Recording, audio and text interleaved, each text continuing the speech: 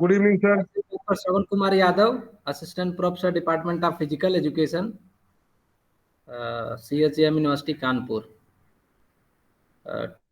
Today we discuss about new education policy 2020।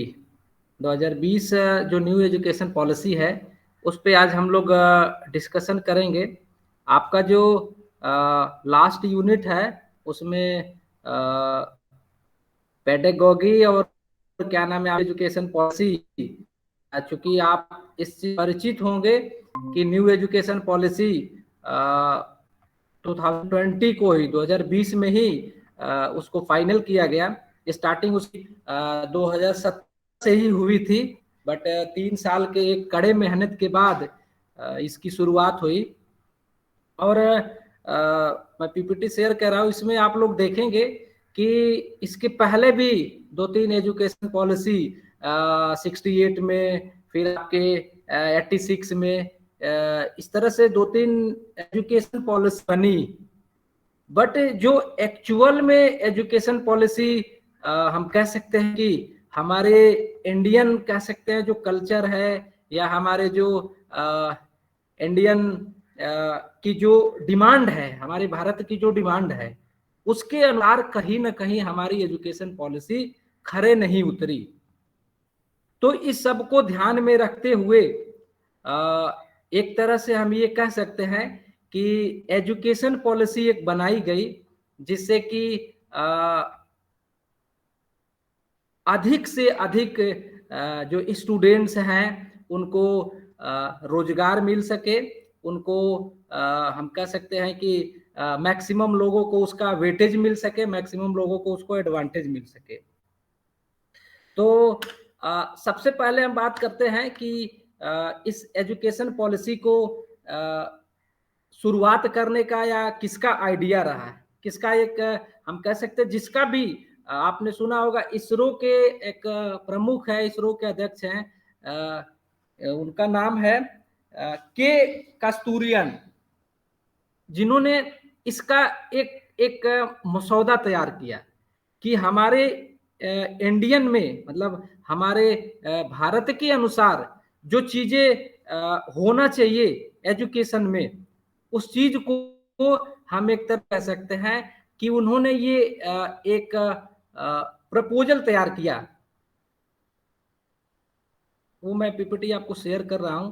तो उससे जो आज की हम कह सकते हैं कि जो शिक्षा व्यवस्था है, वो शिक्षा व्यवस्था कहीं ना कहीं हमारे जो एजुकेशन का जो सिस्टम है, उस सिस्टम पे वो कहीं ना कहीं उसको अमल करेगा, कहीं ना कहीं उसको अमल में लाएगा।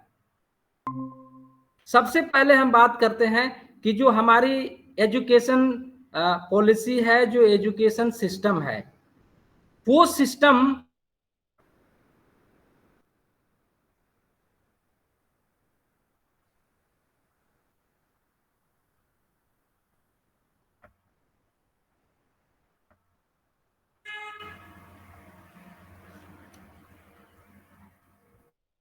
PPT are visible?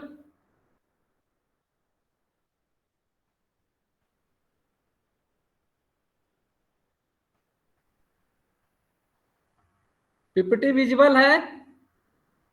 हाँ सर, दिख रही है सर। Okay okay. तो हम लोग बात कर रहे हैं कि एक्चुअल में हमको बात करना है कि फिजिकल एजुकेशन में न्यू एजुकेशन थोड़ा जूम कर पॉलिसी दीजिए का। प्लीज, थोड़ा जूम कर दीजिए सर प्लीज। हाँ हाँ हाँ।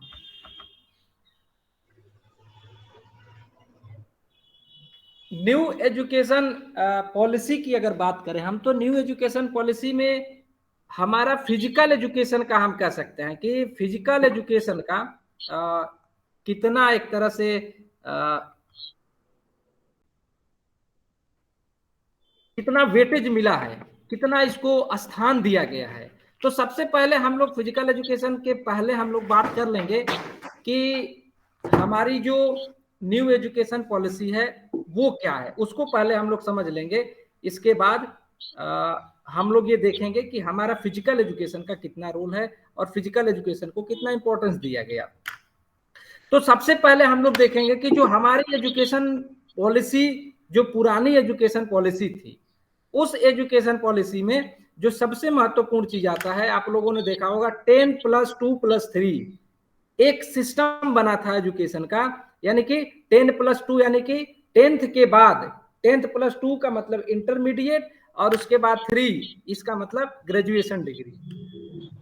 ये जो न्यू एजुकेशन पॉलिसी 2020 है, जो 2020 है, इसने पूरा सिस्टम ही बदल दिया। यानी कि एक तरह से हम ये कह सकते हैं कि जो एजुकेशन सिस्टम पहले का एजुकेशन सिस्टम था, उस एजुकेशन सिस्टम से आज का एजुकेशन सिस्टम बिल्कुल चेंज कर दिया गया। तो उसमें क्या हो गया, ज्वाइन करते हैं, एक मिनट वाई नहीं रहा ज्वाइन का,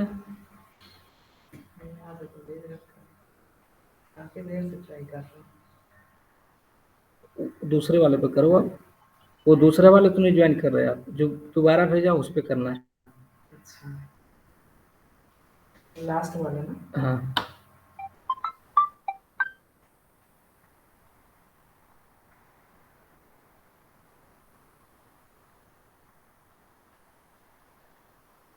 तो ये जो एजुकेशन पॉलिसी है, उस एजुकेशन पॉलिसी में वो जो पुरानी एजुकेशन पॉलिसी का सिस्टम था 10+2+3, उसको बिल्कुल एक तरह से हम कह सकते हैं कि मॉडिफाई कर दिया गया, चेंज कर दिया गया। अब क्या कर दिया गया, अब जो न्यू एजुकेशन पॉलिसी का जो कॉन्सेप्ट डेवलप हुआ है, वो हो गया है 5+3+3+4। इसका कॉन्सेप्ट समझना है। सबसे पहले हम लोगों को सबसे पहले ये समझ लेना है कि न्यू एजुकेशन पॉलिसी है क्या, फिर हम लोग देखेंगे कि फिजिकल एजुकेशन में कितना इसको स्थान दिया गया, फिजिकल एजुकेशन का कितना महत्व दिया गया। अब फिजिकल एजुकेशन पहले स्कूलों में जैसे फिजिकल एजुकेशन एज को करिकुलर एक सब्जेक्ट हुआ करता था, एक मेन सब्जेक्ट का हिस्सा नहीं हुआ करता था, उस सिस्टम को अब खत्म कर दिया गया। अब जब न्यू एजुकेशन पॉलिसी की बात करते हैं तो हर सब्जेक्ट को इक्वल हम कह सकते हैं कि इंपॉर्टेंस दिया गया। कोई को करिकुलर एक्टिविटी नहीं है, किसी को ज्यादा महत्व देने की बात नहीं है, किसी को कम महत्व देने की बात नहीं है। सबको हम कह सकते हैं कि इक्वल अपॉर्चुनिटी की बात कह लीजिए। इट मीन्स ये है कि फिजिकल एजुकेशन का अगर कोई बीएससी कर रहा है, घर में नहीं आया, सेकेंड वाले को करना जो दोबारा मैं भेजा हूं, उसी पे करना, ये वाला है, ये नीचे वाला, इसी पे कर रहे हैं, क्यों नहीं हो रहा है? आप पढ़ा दीजिए,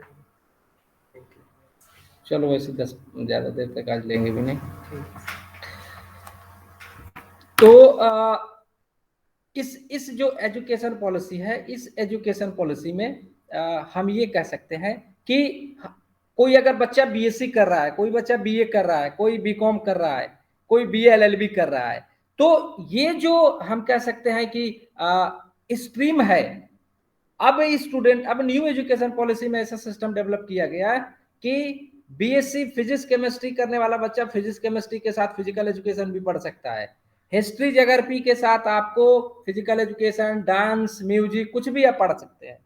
यानी कि जो पहले चॉइस सिस्टम ग्रुपिंग कर दिया गया था कि अगर फिजिक्स केमिस्ट्री आप लेते हैं तो आपको फिजिक्स केमिस्ट्री के साथ आपको मैथ लेना पड़ेगा, यानी फिजिक्स मैथ अगर आप लेते हैं तो केमिस्ट्री लेना पड़ेगा।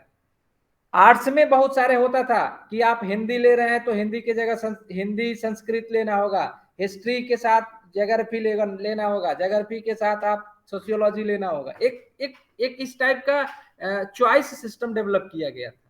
अब क्या कर दिया गया कि हर सब्जेक्ट को इक्वल इंपॉर्टेंस दिया गया, हर सब्जेक्ट को बराबर महत्व दिया गया। इसका मतलब यह है कि अगर कोई बच्चा, किसी का इंटरेस्ट है साइंस ग्रुप में, केमिस्ट्री में है तो उसको हमको जरूरी नहीं है कि उसको मैथ पढ़ाएं, उसको जरूरी नहीं है कि उससे फिजिक्स पढ़ाए। वो केमिस्ट्री के साथ फिजिकल एजुकेशन भी रख सकता है और वो केमिस्ट्री के साथ म्यूजिक भी रख सकता है या और भी जो उसको इंटरेस्टेड सब्जेक्ट है। तो सबसे पहले हम लोग बात करें कि जो बेसिक कॉन्सेप्ट है वो ये है कि जो 10+2+3 का जो कॉन्सेप्ट था उसको मॉडिफाई करके अब जो कॉन्सेप्ट डेवलप हुआ है वो कर दिया गया 5+3+3+4, यानी 5+3+3+4। अब इसका कॉन्सेप्ट समझिए। 5+3+3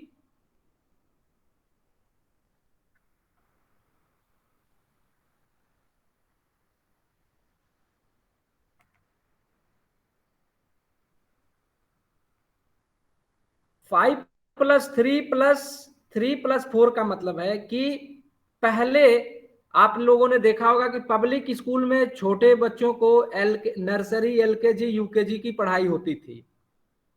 अब क्या किया गया, उसके बाद बच्चा फर्स्ट क्लास में जाता था, फर्स्ट सेकेंड फिफ्थ पढ़ता था, फिर अपर प्राइमरी में और फिर सेकेंडरी में, फिर सीनियर सेकेंडरी में। एक तो जो बच्चा जो नर्सरी से जाता था उसका किसी गवर्नमेंट के स्कूल में या गवर्नमेंट किसी भी इंस्टीट्यूट के द्वारा ऐसा कोई प्रोविजन नहीं था। पहले क्या था कि आंगनवाड़ी चलता था। आप लोगों ने देखा होगा कि ग्रामीण इलाकों में आंगनवाड़ी छोटे बच्चों को वो बैठना, खेलना या पढ़ना सिखाया करते थे। उसको क्या किया गया, अब क्या किया गया, अब न्यू एजुकेशन पॉलिसी में 3 साल के जो बच्चे होंगे, 5 का मतलब ये है कि बच्चा 5 साल का जब होगा तो वो एलकेजी, यूकेजी, उसका मॉडिफिकेशन नाम अलग रखा गया। जो 5 ईयर का है उसको फाउंडेशन एज कहा गया, उसको फाउंडेशन ग्रुप कहा गया है। यानी कि स्टार्टिंग के 3 से लेके 2 साल तक बच्चा, नर्सरी कह लीजिए, एलकेजी कह लीजिए, यूकेजी जो भी है, वो फाउंडेशन एज में पढ़ेगा। यानी अब बच्चे का एडमिशन 3 साल में होगा according to government ruling, according to new education policy.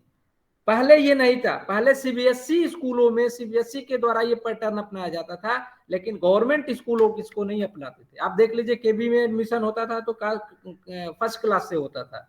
किसी स्टेट गवर्नमेंट की बात कर लीजिए, वहां भी एडमिशन देखिए तो फर्स्ट क्लास से ही होता था। लेकिन अब न्यू एजुकेशन पॉलिसी में कर दिया गया कि बच्चा 3 साल का होगा तो उसका एडमिशन नर्सरी में या एलकेजी, यूकेजी जो भी उसका नाम रखेंगे उसमें पढ़ेगा। तो शुरुआती के 5 का मतलब ये है कि 3 से लेकर के थर्ड से, यानी एलकेजी से लेके और सेकेंड क्लास तक जो बच्चा होगा वो बच्चा पढ़ेगा, उसको बोला गया है फाउंडेशन ग्रुप। यानी वो 5 है तो वो बच्चे की उम्र हो गई 5 और 3 8 साल, यानी 8 साल तक का जो बच्चा होगा वो फाउंडेशन एज में होगा और पढ़ाई किस क्लास तक की करेगा, सेकेंड क्लास तक की करेगा। 5 के बाद +3 की बात आती है तो 5 के बाद 3 का मतलब हो गया कि फिफ्थ क्लास तक बच्चा, फिफ्थ क्लास तक जो बच्चा होगा वो 8 साल की उम्र से लेके 11 साल तक, ये होगा प्राइमरी ग्रुप, इसको बोला गया प्राइमरी एज बोला गया इसको, यानी कि प्राइमरी ग्रुप इसको बोला गया। तो पहले प्राइमरी का मतलब क्या होता था, मेरी आवाज आ रही है हिमान, आमोद, आमोद मेरी आवाज आ रही है?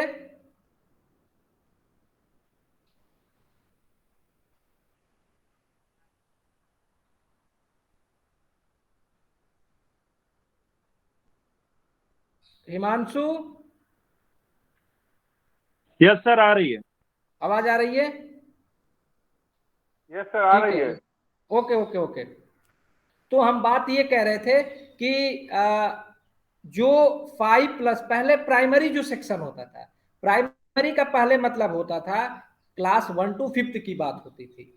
अब प्राइमरी का मतलब हो गया क्लास 3rd to 5th, यानी सेकेंड क्लास तक जो बच्चा होगा वो होगा फाउंडेशन एज ग्रुप, उसको बोला गया है फाउंडेशन, यानी कि फंडामेंटल। उसमें बच्चे को किसी किसी क्रिएटिविटी इस टाइप की नहीं सिखाई जाएगी। वो फाउंडेशन एज है, उसमें बच्चे को खेलना, बैठने क्लास में, जैसे आप लोग सीबीएसई में देखते हैं, सीबीएसई स्कूलों में नर्सरी टू एलकेजी यूकेजी का जो सिस्टम है, तो जो बच्चे सेकेंड क्लास तक का होगा वो फाउंडेशन एज ग्रुप होगा, और उसमें बच्चे की जो उम्र होगी वो 5+3 का मतलब 8 साल का बच्चा होगा। अब 3rd to 5th जो क्लास है वो प्राइमरी है, जो न्यू एजुकेशन पॉलिसी 2020 है, जो 2020 की न्यू एजुकेशन पॉलिसी है, उसमें प्राइमरी एजुकेशन की, प्राइमरी स्कूल की बात करेंगे, वो 3rd to 5th की बात करेंगे। जब से मिडिल की बात करते हैं तो 5+3, तो 5+3 हो गया, यानी 2 to 5th हो गया, तो 3, 4, 5 ये हो गया आपका प्राइमरी, और 6, 7, 8 ये हो गया आपका मिडिल। और इसके बाद फिर बात की गई है 4th की, तो 4th का मतलब ये है कि 9 to 12 अब कर दिया गया है। ये इसको सेकेंडरी कहा गया है कि सेकेंडरी, पहले सेकेंडरी हायर सेकेंडरी 2 होता था, अब वो सिस्टम खत्म हो गया। अब जो ग्रुप, दूसरा प्राइमरी हो गया, तीसरा मिडिल हो गया, और चौथा हो गया आपका सेकेंडरी।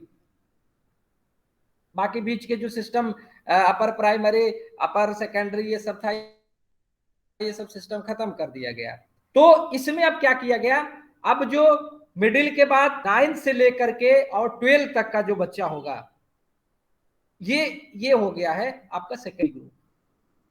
अब इसमें आपको देखना है कि बच्चे की एज ग्रुप क्या होगी। पहले सर्व शिक्षा अभियान के तहत आप लोग देखे होंगे कि कक्षा 8 तक के बच्चों को सर्व शिक्षा अभियान का एडवांटेज मिलता था, लेकिन अब इसको कर दिया गया 12 तक कर दिया गया, यानी कि 12वीं तक जो बच्चे, वहां तक इसका एडवांटेज मिलेगा।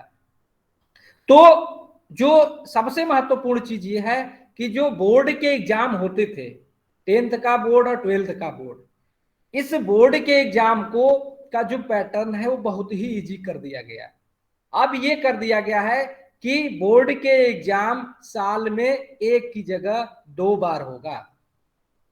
पहले बोर्ड एग्जाम एक बार होता था, अच्छा बोर्ड एग्जाम का पैटर्न भी बदल दिया गया। बोर्ड एग्जाम के पैटर्न अब ये कर दिया गया कि कुछ क्वेश्चंस, कुछ पैटर्न जो होंगे वो थोड़ा सा एडवांस टाइप के होंगे, और एक जो एग्जाम का पैटर्न होगा वो थोड़ा सा लो होगा। तो मान लीजिए कोई स्टूडेंट 9th में जो बच्चे, बेसिकली अब जब बच्चे 9th में आएंगे तो 9th से बच्चों को अपना कैरियर, अपना इंटरेस्ट के अकॉर्डिंग सब्जेक्ट चुनने का उसको अपॉर्चुनिटी 9th से मिलेंगे। तो जब वो 9th में, जब बच्चा 9th में जब एडमिशन लेगा और बच्चा 10th का एग्जाम दे रहा है, मान लीजिए 10th में वो फेल हो जाता है, तो अभी क्या, अगर कोई बच्चा 10th में फेल होता है तो फिर अगले साल वो एग्जाम देता है। तो इस सिस्टम को मॉडिफाई कर दिया गया। अब क्या है, बोर्ड के एग्जाम साल में 2 बार होंगे, और दूसरी चीज 2 बार होने के साथ साथ एग्जाम के जो पैटर्न है वो भी 2 तरह के होंगे। सब्जेक्टिव एग्जाम, अगर थोड़ा सा एडवांस टाइप के एग्जाम अगर बच्चा क्वालिफाई नहीं हो रहा है तो फिर दूसरा एग्जाम भी एक कंडक्ट होगा, वो ऑब्जेक्टिव और इजी मोड में होगा, तो हो सकता है उसको बच्चा पास कर जाए। यानी कि ये जो एजुकेशन पॉलिसी बनाई गई, ये ऐसी एजुकेशन पॉलिसी बनाई गई कि हम ये कह सकते हैं कि बच्चों को, स्टूडेंट को केंद्रित करके, स्टूडेंट को सेंट्रलाइज करके ये पॉलिसी बनाई गई। अब इसी से आप अंदाज लगा लीजिए, जैसे अगर कोई स्टूडेंट है, उसको फिजिकल एजुकेशन में बीपीएड करना है, एमपीएड करना है, तो उस स्टूडेंट को केमिस्ट्री पढ़ाने से क्या फायदा है, उस स्टूडेंट को केमिस्ट्री पढ़ने से क्या मतलब है, उस स्टूडेंट को हिस्ट्री पढ़ने से क्या मतलब है, वो स्टूडेंट फिजिक्स क्यों पढ़ेगा। तो इसका मतलब ये है कि 10th में इस टाइप के सब्जेक्ट है कि अगर कहीं मैथ है, कहीं फिजिक्स है, तो उसके भी क्राइटेरिया बना दिए गए। एडवांस मैथ है तो एक एडवांस मैथ है, जिसको मैथ ही जाके ग्रेजुएशन करना है, जिसको मैथ में रिसर्च करना है, वो फिर वो मैथ पढ़ेगा। और दूसरा वो सब्जेक्ट है जो हम बेसिक लेवल का कह सकते हैं, जिन बच्चे को ये नहीं है कि हमको इस फील्ड में जाना है। तो अगर बच्चा उसमें फेल हो जाता है, एडवांस मैथ में फेल हो गया, तो उसको जो दूसरा वाला फंडामेंटल जो मैथमेटिक्स है, फंडामेंटल जो हर सब्जेक्ट के जो बनाएंगे उसमें उसको फिर अपॉर्चुनिटी एग्जाम देने को, और एग्जाम पास होता है तो फिर पास कर दिया जाए। तो सबसे जो महत्वपूर्ण चीज इसमें है वो ये है कि आपका बोर्ड एग्जाम बाई चांस आप फेल हो जाते हैं एक बार, तो बोर्ड एग्जाम को 2 बार कंडक्ट कराया जाएगा, साल में 2 बार बोर्ड एग्जाम कंडक्ट होगा। उसके एग्जाम के पैटर्न भी 2 तरह के हो गए। एक मान लीजिए सब्जेक्टिव एग्जाम थोड़ा सा एडवांस लेवल का एग्जाम था, उसमें आपने फेल हो गया, तो दूसरा भी एक लेवल होगा और उस 6 मंथ के बाद एग्जाम होगा, तो आप उस मोड से भी एग्जाम दे करके पास हो सकते हैं। ये एक सिस्टम बनाया गया। तो 9, 10, 11, 12 पहले अलग अलग कैटेगरी थी, अब 9 to 12 एक कैटेगरी कर दिया गया। इसको बोला गया है 4, यानी 5 + 3 + 4। 4 ये जो है वो है आपका 9 to 12। अब इसके बाद हम लोग बात करते हैं, इसमें बहुत सारे हम कह सकते हैं कि बहुत सारे चेंजेस किए गए हैं उसमें सब्जेक्ट को लेकर के। जैसे हम बात कर लें कि पहले फिजिकल एजुकेशन हो गया, म्यूजिक हो गया, ड्राइविंग हो गया, इस टाइप के जो सब्जेक्ट होते थे, इन सब्जेक्ट को करिकुलर एक्टिविटी के रूप में देखा जाता था। तो को करिकुलर एक्टिविटी सब्जेक्ट का न तो नंबर जुड़ता था और न ही उसका कोई बहुत ज्यादा इंपॉर्टेंस होता था।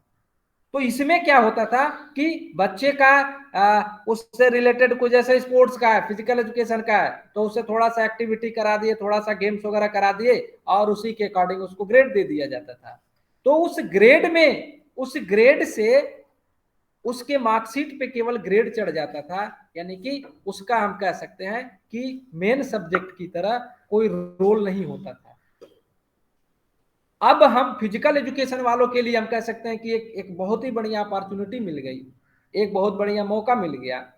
वो ये है कि अब कोई भी सब्जेक्ट, आप स्कूल की बात कर लीजिए, स्कूल में फिजिकल एजुकेशन सब्जेक्ट पढ़ सकता है बच्चा फिजिक्स के साथ। बच्चा अगर प्राइमरी के बाद अपर प्राइमरी में जा रहा है, उसको फिजिकल एजुकेशन भी पढ़ाया जाएगा। तो जो मेन बात होती थी, मेन की स्कूलों में कहा जाता था कि फिजिक्स केमिस्ट्री मेन सब्जेक्ट होते हैं, अब ऐसा कुछ भी नहीं है। अब हर सब्जेक्ट मेन सब्जेक्ट है। अब किसी सब्जेक्ट को आप ये नहीं कह सकते हैं कि ये सब्जेक्ट मेन है और ये को करिकुलर एक्टिविटी सिस्टम खत्म कर दिया गया। तो फिजिकल एजुकेशन का भी उतना ही इंपॉर्टेंस है जितना फिजिक्स एंड केमिस्ट्री का है। ये न्यू एजुकेशन पॉलिसी ने बहुत ही मतलब एक तरह से एक अच्छा बदलाव किया है। और उस बदलाव में हम ये कह सकते हैं वो इसलिए है क्योंकि किसी बच्चे को फिजिकल एजुकेशन में जाना है तो वो 12th तक बीए, या हम कह सकते हैं कि 12th में फिजिक्स केमिस्ट्री मैथ है, 12th में बायो ग्रुप से या हिस्ट्री अगर भी आर्ट्स स्ट्रीम के साथ पढ़े, क्यों पढ़े, उसका क्या एडवांटेज है, कोई मतलब नहीं है भाई। उसको फिजिकल एजुकेशन में जाना है तो ये सब चीज क्यों पढ़ेगा, वो मैथमेटिक्स क्यों पढ़ेगा, क्यों साइंस ग्रुप पढ़ेगा, क्यों बायो ग्रुप पढ़ेगा, क्यों आर्ट्स ग्रुप पढ़ेगा। तो अब क्या किया जाएगा, 9th से ही एक स्पेसिफिक एरिया की ओर डाइवर्जन हो जाएगा कि अगर कोई बच्चा वो फिजिकल एजुकेशन में पढ़ना चाहता है, ग्रेजुएशन करना चाहता है, तो वहीं से उसको डाइवर्जन मिल जाएगा। अब बच्चा फिजिकल एजुकेशन में सब्जेक्ट रखेगा, इसी तरह से सबका स्ट्रीम बनाया गया। तो हम फिजिकल एजुकेशन की बात कर लें या हम ये कह लें कि बाकी जो भी सब्जेक्ट है, तो उन सब्जेक्ट का एक इक्वल डिस्ट्रीब्यूशन की बात कर लीजिए कि समान इंपॉर्टेंस दिया गया। तो ये स्कूलिंग का सिस्टम है कि स्कूलिंग सिस्टम में इस टाइप का सिस्टम जनरेट किया गया। अब हम जब कॉलेज की बात करते हैं, अब आप तो आपने 12th तक की बात कर लिया कि 12th तक कोई सब्जेक्ट ऐसा नहीं होगा जो को करिकुलर होगा, कोई सब्जेक्ट ऐसा नहीं होगा जिसको कम महत्व दिया जाएगा और किसी को ज्यादा महत्व दिया जाएगा, सब सब्जेक्ट को इक्वल महत्व दिया जाएगा।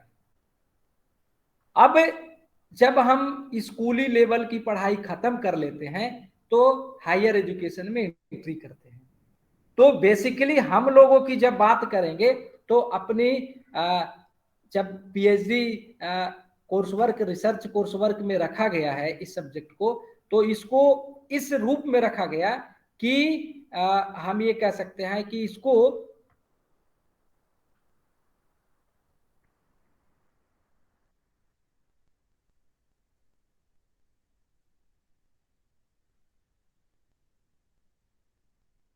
हायर एजुकेशन में इसका हम कह सकते हैं कि कितना एडवांटेज और कितना डिसएडवांटेज है।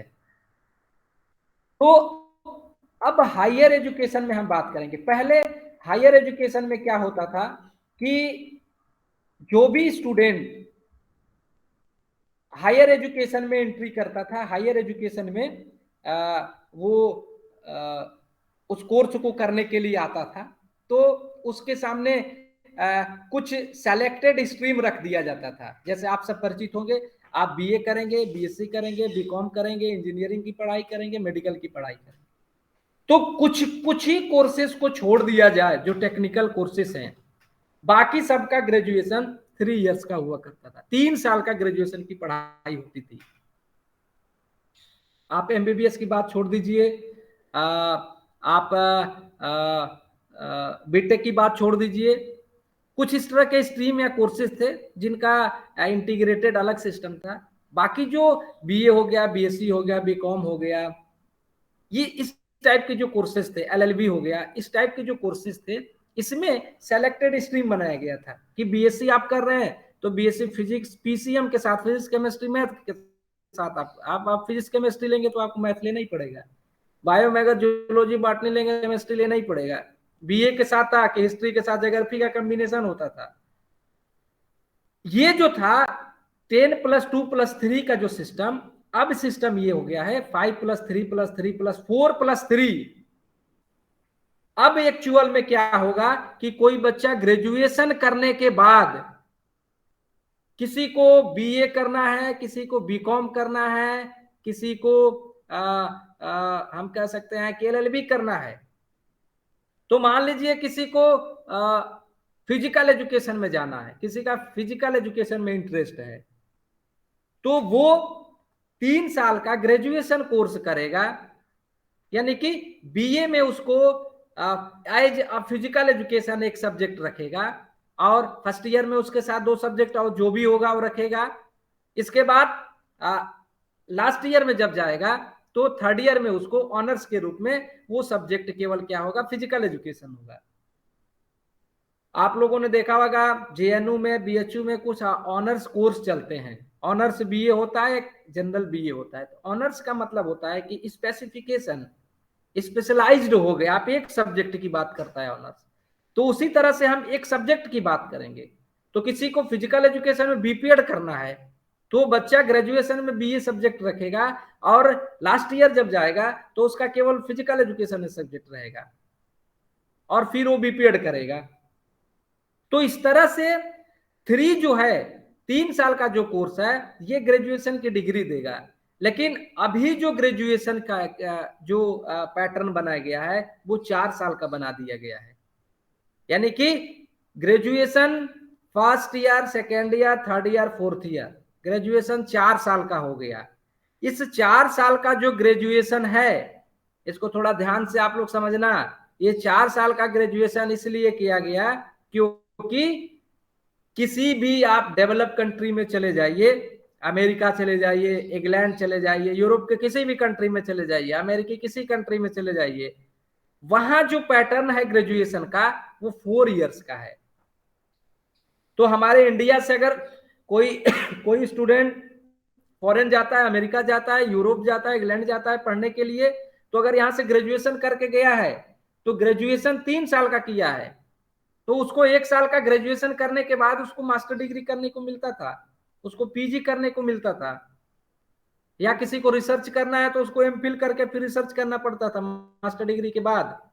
लेकिन अब क्या किया गया, आप ध्यान से देखना, अगर आप ग्रेजुएशन कर रहे हैं, बाई चांस आपने बीए फर्स्ट ईयर में एडमिशन लिया और 1 साल के बाद आप कोर्स किया और दूसरे साल आप कोर्स को नहीं कर पाते हैं किसी भी कारणवश, आपकी इकोनॉमिक कंडीशन हो सकती है या और कुछ भी रीजन हो सकता है कि आपने 1 साल का कोर्स किया उसको दोबारा कंटिन्यू नहीं कर पाए, तो इस कंडीशन में क्या होगा, आपको 1 साल का जो होगा वो सर्टिफिकेट का आपको एक तरह से हम कह सकते हैं कि आपको एक सर्टिफिकेट का एक साल का सर्टिफिकेट का आपको एक सर्टिफिकेट दिया जाएगा। यानी कि वो सर्टिफिकेट कोर्स होगा।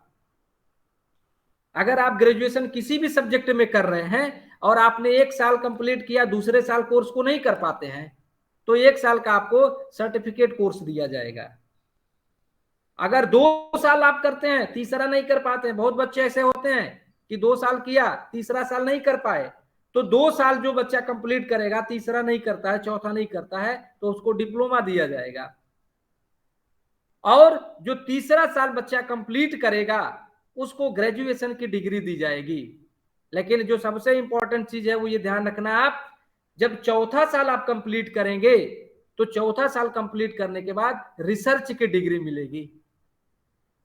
यानी इट मींस ये आपके लिए इंपॉर्टेंट चीज है कि 4 साल आपने ग्रेजुएशन का जो जो पैकेज है वो 4 इयर्स का पैकेज है। अब आपको बीच में जहां से मन आप स्किप कर सकते हैं, फर्स्ट ईयर के बाद स्किप कर जाइए, सेकंड ईयर के बाद कर जाइए, थर्ड ईयर के बाद कर जाइए, तो आपको उसके अकॉर्डिंग 1 साल का किया तो आपको सर्टिफिकेट कोर्स का सर्टिफिकेट मिला, 2 साल का डिप्लोमा मिल गया, 3 साल का आपको डिग्री कोर्स मिल गया, और चौथा जब कंप्लीट किया तो आपको रिसर्च डिग्री मिलती है। रिसर्च डिग्री मींस ये होता है कि अब आपको 1 ईयर का पीजी प्रोग्राम करना है, और 1 ईयर के पीजी प्रोग्राम करने के बाद आप डायरेक्ट रिसर्च में एडमिशन ले सकते हैं, आप डायरेक्ट रिसर्च में जा सकते हैं। पहले जो सिस्टम था वो ये था कि आपको ग्रेजुएशन के बाद 2 साल का पीजी करना होता था और बीच में पीएचडी के पहले एमफिल करना होता था। इसीलिए आप देखते होंगे जो बच्चे पीएचडी करते हैं, जो रिसर्च करते हैं, उनको अगर वो एमफिल किया है तो उनको कोर्स वर्क से एग्जम्प्टेड किया जाता है। क्यों? क्योंकि पहले एजुकेशन पॉलिसी के अनुसार ये था कि अगर किसी बच्चे को रिसर्च करना है, किसी बच्चे को रिसर्च में जाना है, तो उसको क्या करना होता था कि वो ग्रेजुएशन किया, पीजी किया, और पीजी के बाद एमफिल एक डिग्री होती थी, मास्टर ऑफ फिलॉसफी जिसको बोलते थे, तो वो एमफिल की डिग्री करता था, तब जाके वो पीएचडी के लिए एलिजिबल होता था और उसके बाद पीएचडी करता था। ये पुरानी एजुकेशन पैटर्न के अकॉर्डिंग था। लेकिन अब एमफिल को न्यू एजुकेशन पॉलिसी में, इस चीज को आप ध्यान रखना, एमफिल को पूरी तरह से समाप्त कर दिया गया है। यानी कि अगर कोई एमफिल करता है, एमफिल कोर्स किसी भी इंस्टीट्यूट में न्यू एजुकेशन पॉलिसी में एमफिल को कहीं जगह नहीं दिया गया। इट मींस एमफिल को खत्म कर दिया गया न्यू एजुकेशन पॉलिसी में। अब किसी बच्चे को, किसी कैंडिडेट को रिसर्च करना है, जैसे आप लोग पीएचडी कर रहे हैं, न्यू एजुकेशन पॉलिसी के अकॉर्डिंग कोई स्टूडेंट पीएचडी करने आएगा तो उसको 4 साल का ग्रेजुएशन करेगा, तो चौथा साल का जो ग्रेजुएशन होगा उसको रिसर्च डिग्री बोला जाता है, और उसके बाद केवल 1 साल का उसको पीजी करना होगा, और 1 साल के पीजी के बाद वो डायरेक्ट रिसर्च में जा सकता है। तो ये जो सिस्टम है, इस सिस्टम को हम ये कह सकते हैं कि काफी मॉडिफाई किया गया है पहले की कंपैरिजन में। पहले क्या होता था, ग्रेजुएशन 3 साल का, 2 साल का मास्टर डिग्री होती थी, फिर एमफिल करके आप पीएचडी में जाते थे। बीच में यूजीसी का कुछ थोड़ा सा गाइडलाइंस ऐसा बना था कि एमफिल का तवज्जो कम दिया जाता था, एमफिल का महत्व कम दिया जाता था। आप लोगों ने भी देखा होगा, मास्टर डिग्री आपने किया, जैसे हम लोगों ने, मैंने पीएचडी किया तो मैं एमफिल नहीं किया, मैं एमपीएड किया, इसके बाद नेट क्वालिफाई हुआ और उसके बाद मैं पीएचडी किया। लेकिन ये यूजीसी का रेगुलेशन 2009 जो बना है, 2009 जो रेगुलेशन बना है, उसमें ऐसा किया गया है। 2009 से पहले जो पीएचडी करता था उसके लिए था कि भाई आप पीएचडी जब करेंगे जब आप एमफिल करेंगे। इसीलिए आज के डेट में जो बच्चे पीएचडी कर रहे हैं उनको कोर्स वर्क से एग्जम्प्ट किया जाता है, उनको एग्जम्पशन दिया जाता है कोर्स वर्क से, जो बच्चे एमफिल किए होते हैं। तो ये एक हम कह सकते हैं कि एक बड़ा बदलाव है।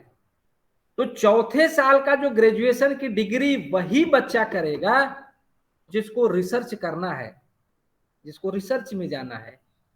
नहीं तो 3 साल का जो ग्रेजुएशन कोर्स है, जिससे हम यूपीएससी के एग्जाम भरते हैं या ग्रेजुएशन लेवल के जितने भी एलिजिबिलिटी वाले फॉर्म अप्लाई करते हैं, वो 3 साल का ही है। चौथे साल अगर आपने कोर्स किया ग्रेजुएशन का तो वो आपको स्पेशली रिसर्च की डिग्री देगा। अब उसके बाद 1 साल का पीजी करेंगे और आप फिर डायरेक्ट पीएचडी में आप एलिजिबल हो सकते हैं।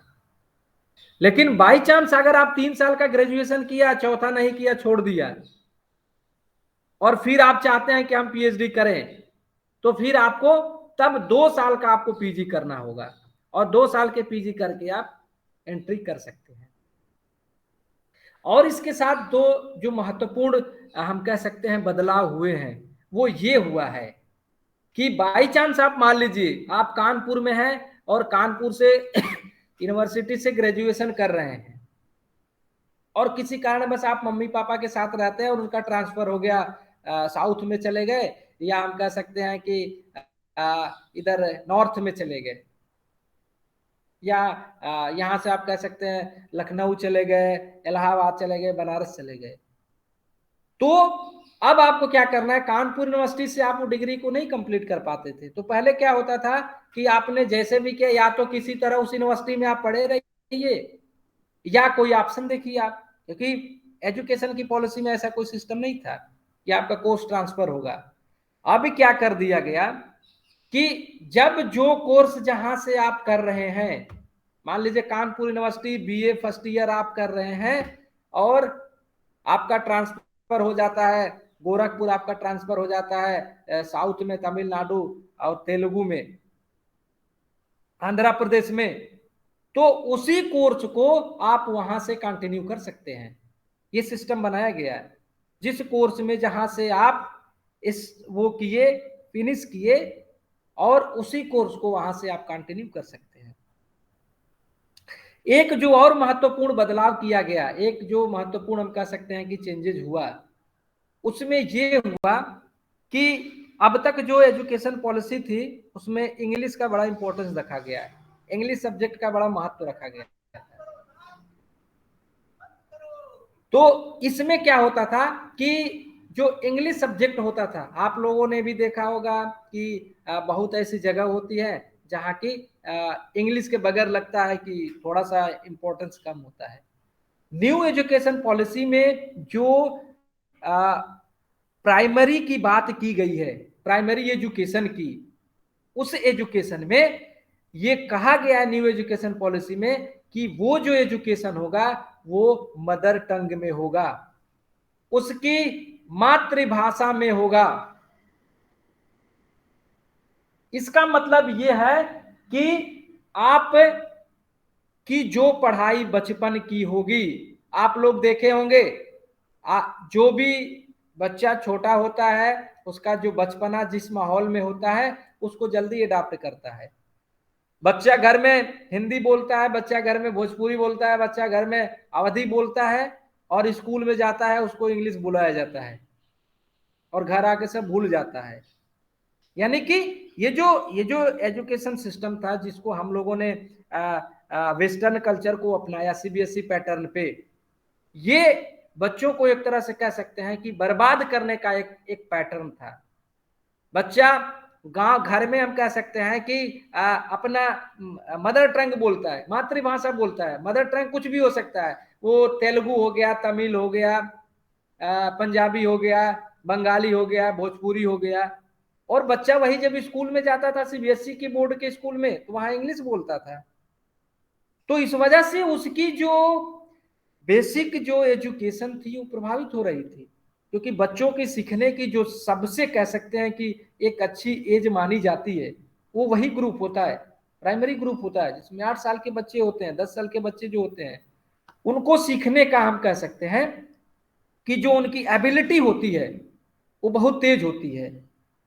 तो न्यू एजुकेशन पॉलिसी में ऐसा पैटर्न बनाया गया कि अब बच्चे को क्या करना है कि जो उसकी मातृभाषा है, जो उसका मदर टंग है, जो हमारे भारतीय संविधान में हम कह सकते हैं कि जिस भाषा को रखा गया है, स्थान दिया गया है, उस भाषा में, उस लैंग्वेज में आप जो बेसिक फाउंडेशन एज की जो पढ़ाई है, प्राइमरी एज की जो पढ़ाई है, उसको आप कराएंगे। यानी कि अब किसी बच्चे को इंग्लिश जबरदस्ती थोपा नहीं जाएगा कि अगर आपको इंग्लिश सीखना है, नहीं तो आप एक अच्छे स्टूडेंट नहीं हो सकते हैं। तो इस टाइप का सिस्टम खत्म कर दिया गया। यानी बचपना में जो बच्चा पढ़ेगा, जो भी उसका मदर टंग होगा, उसमें उसकी पढ़ाई होगी। थोड़ा सा कुछ दिक्कतों का इसमें हो रहा है कि जो एजुकेशन पॉलिसी में जो प्रॉब्लम क्रिएट हो रहा है वो ये रहा है कि मान लीजिए कोई बच्चा जिसका मदर टंग भोजपुरी है और उसके मम्मी पापा के साथ जिसके साथ रहता है उसका ट्रांसफर हो गया महाराष्ट्र में या आंध्र प्रदेश में हो गया, तो वहां मराठी बोला जाएगा, नहीं तो तेलुगु बोला जाएगा। तो वो बच्चा अब यहां से वहां जाएगा तो भोजपुरी का बच्चा तेलुगु में कैसे वो सीखेगा? ये इस एजुकेशन पॉलिसी की एक बड़ा मतलब एक कमियां है, जिसको कई लोगों ने इसका वो किया कि इसको कैसे फिर वो करेंगे। फिर इसमें भी उस पर कुछ रिसर्च हो रहा है उसको भी मैनेज करने का। तो हालांकि ये जो सिस्टम है, ये सिस्टम हम कह सकते हैं कि बहुत ही अच्छा सिस्टम है कि बच्चा जिस जिस जिस मदर टंग में पलता है, बच्चा जिस मातृभाषा में रहता है, वो उसमें अगर किसी चीज को सीखे तो बहुत बेटर कर सकता है। बहुत अच्छा देख ले, छोटे छोटे जो बच्चे गाँव के होते हैं उनका उसके अकॉर्डिंग देखना कितना उनका एक मेंटल लेवल होता है।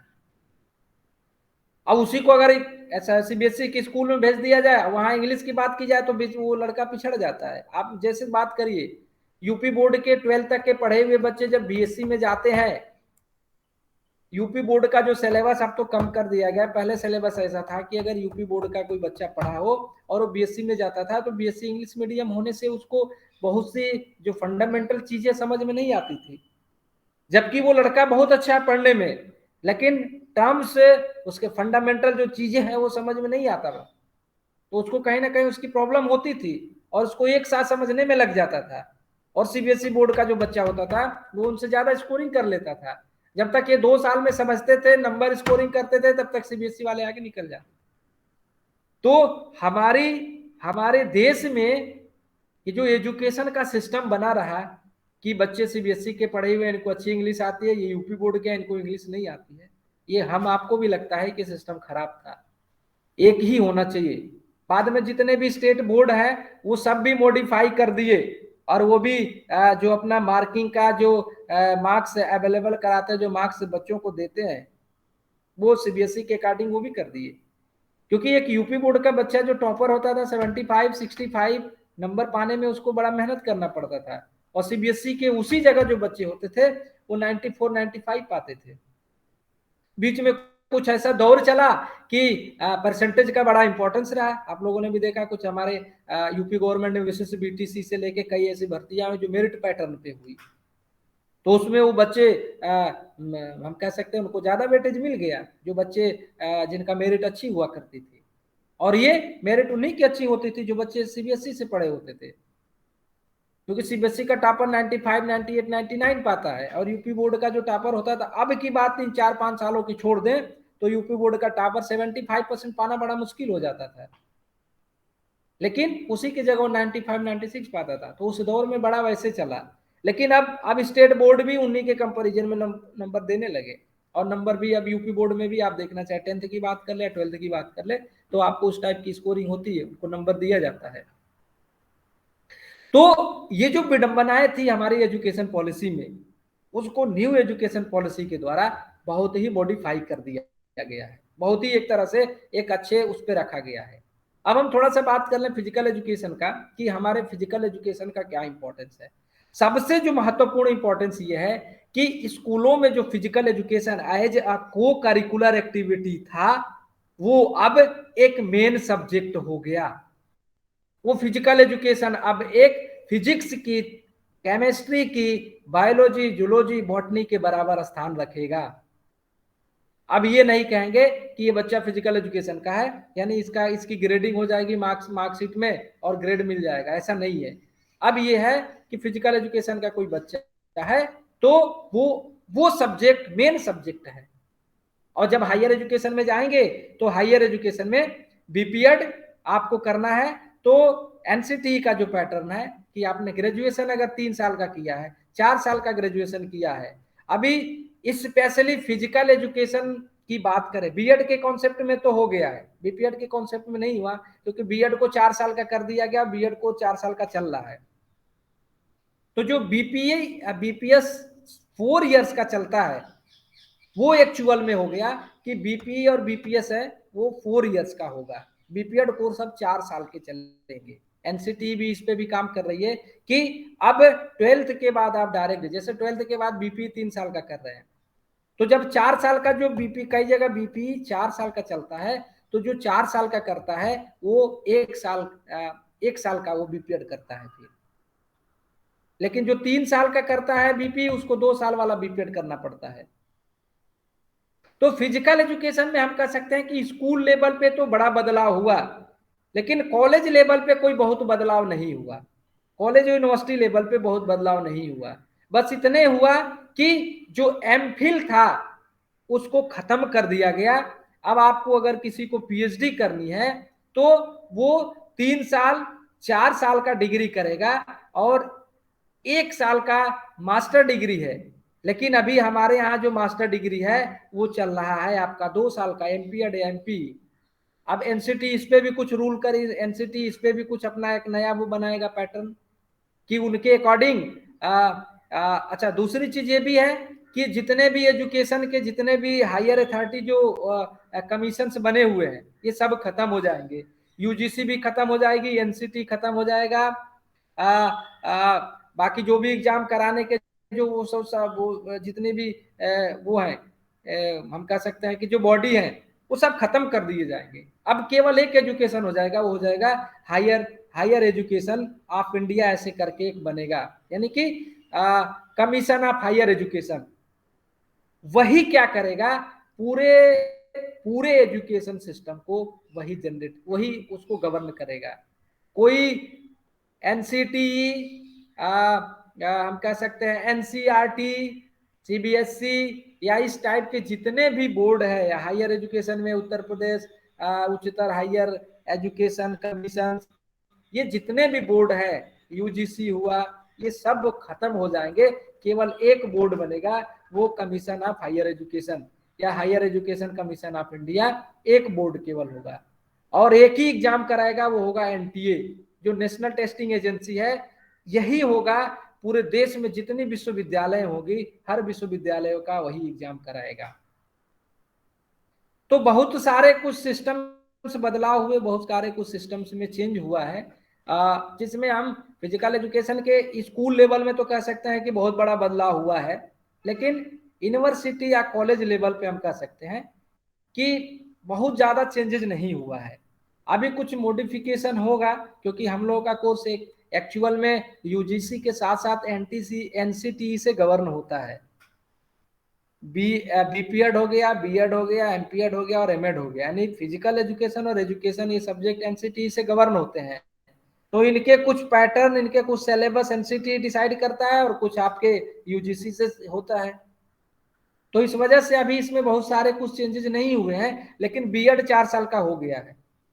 इसी तरह से फिजिकल एजुकेशन की बात चल रही है, क्या फिजिकल एजुकेशन बीपीएड 4 साल का हो जाएगा, तो जो 3 साल 2 साल का बीपीएड चल रहा है ये खत्म हो जाएगा। अब केवल और केवल एक ही कोर्स चलेगा, बीपीएड 4 इयर्स। अभी बीएड में चल रहा है, बीएड में 2 साल का भी बीएड चल रहा है, लेकिन वो भी खत्म हो जाएगा। बीएड मीन्स 4 साल की केवल बीएड की डिग्री होगी, और जब एमपीएड की बात होगी तो उसमें भी मॉडिफिकेशन होगा कि जब 4 साल का कोई डिग्री प्रोग्राम करेगा तो मास्टर डिग्री 1 साल की होगी। लेकिन अभी इसमें कोई ऐसा बदलाव नहीं हुआ है। तो इसमें जो भी महत्वपूर्ण बदलाव हुआ है वो स्कूल लेवल पे हुआ कि स्कूल लेवल पे फिजिकल एजुकेशन एक मेन सब्जेक्ट हो गया। और जिनको रिसर्च करना है, जिनको पीएचडी करना है, तो एमफिल की जो बात होती थी उसको खत्म कर दिया गया, यानी एमफिल का कोई इंपॉर्टेंस नहीं है।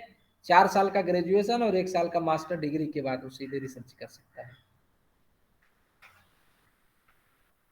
तो इस तरह से हम लोग, टाइम हो गया है, बाकी नेक्स्ट क्लास में करेंगे। आदर्श,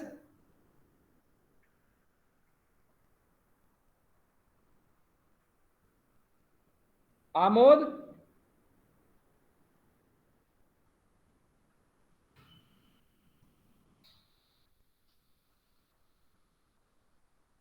हिमांशु,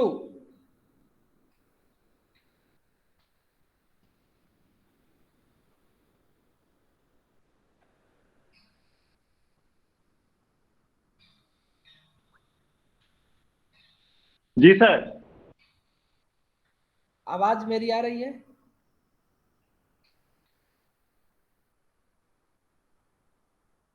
हाँ सर, आवाज आ रही है आपकी। नेटवर्क का भी कुछ ऐसा है। ठीक है, तो आज आज हम लोग क्लोज करते हैं। फिर नेक्स्ट क्लास में करेंगे, टाइम ज्यादा हो गया, आज आज बहुत ही डिस्टर्ब हो गया क्लास में। तो नेक्स्ट जी हम सर। लोग करेंगे न्यू एजुकेशन पॉलिसी पे। अगर कुछ आपको लगता है कि कोई ऐसी चीजें आपको समझ में नहीं आएगी तो हमसे आप लोग कोई क्वेरी है तो आप बात कर सकते हैं। कोई ऐसा न्यू एजुकेशन वो पॉलिसी दोबारा में थोड़ा जो, बता दीजिए, जो आप बताए ना ग्रेजुएशन के बाद रिसर्च करा रहे थे, और हाँ फिर क्या नाम है ग्रेजुएट, आगे, देखिए आगे फिर अभी क्या हम नाम है, लोगों का जो मास्टर कोर्स डिग्री है, करा रहे हैं, उसके बाद फिर रिसर्च हम करा लोगों रहे का हैं, वो जो, थोड़ा कंफ्यूजन हो रहा है। हाँ किस चीज पे? सर ग्रेजुएशन के बाद बता रहे करेंगे रिसर्च, रिसर्च बाद फिर मास्टर डिग्री, उसके बाद आप फिर करा रहे थे रिसर्च, तो थोड़ा यहाँ कंफ्यूजन हो रहा है। देखिए अभी अभी जो हम लोगों का कोर्स है, तो हम लोगों का कोर्स एक्चुअल में मैंने बताया कि एनसीटी से गवर्न होता है। तो इसका अभी इस टाइप का कोई मॉडिफिकेशन नहीं हुआ, क्योंकि हमारी मास्टर डिग्री कितने साल की है? 2 साल की है। लेकिन जो बच्चे बीए, बीकॉम, बीएससी, बीटेक इस टाइप की जो कोर्सेज करते हैं, इनका जो ग्रेजुएशन है वो 4 साल का है। यानी ग्रेजुएशन हमारा भी बीपीएड अब 4 साल का होगा, लेकिन अभी एनसीटी ने ऐसा किया नहीं है। बीएड 4 साल का हो गया है। तो 4 साल का जो चौथे साल का डिग्री होगा, उसी चौथे साल की डिग्री को रिसर्च डिग्री बोला गया। यानी कि वो चौथे साल का जो कोर्स बच्चा करेगा, वो वो केवल और केवल जिसको रिसर्च एरिया में जाना होगा वही करेगा। नहीं तो 3 साल का ग्रेजुएशन करेगा और ग्रेजुएशन की डिग्री उसको मिलेगी, जहां भी उसको जो भी फॉर्म अप्लाई करना है वो करेगा। लेकिन जब 4 साल का वो कोर्स करेगा, चौथे साल का, तो वो रिसर्च डिग्री उसका नाम दिया गया। यानी कि उसके बाद वो 1 साल का मास्टर डिग्री करेगा। यानी 4 साल का, 4 साल का अगर वो ग्रेजुएशन करता है तो 1 साल का उसको मास्टर डिग्री करना होगा। तो मास्टर डिग्री 1 साल का भी चलेगा, 2 साल का भी चलेगा। क्योंकि ग्रेजुएशन अगर कोई बच्चा 3 साल में ही छोड़ देता है तो फिर उसको 2 साल की मास्टर डिग्री करनी होगी, और मास्टर डिग्री के बाद वो डायरेक्ट पीएचडी में इनरोल हो सकता है, पीएचडी में एडमिशन ले सकता है। तो जो चौथे साल का डिग्री ग्रेजुएशन का है उसको रिसर्च डिग्री स्पेशल नाम दिया गया है। यानी कि जो 4 साल की डिग्री करेगा वो स्पेसिफिक उस एरिया में उसको या तो टीचिंग में जाना है या रिसर्च करना है, या स्पेशली हम कह सकते हैं कि रिसर्च की बात है, टीचिंग में उसको जाना है। नहीं तो 3 साल का ग्रेजुएशन करके वो चौथे साल का ग्रेजुएशन नहीं करेगा। ये इसका मतलब है।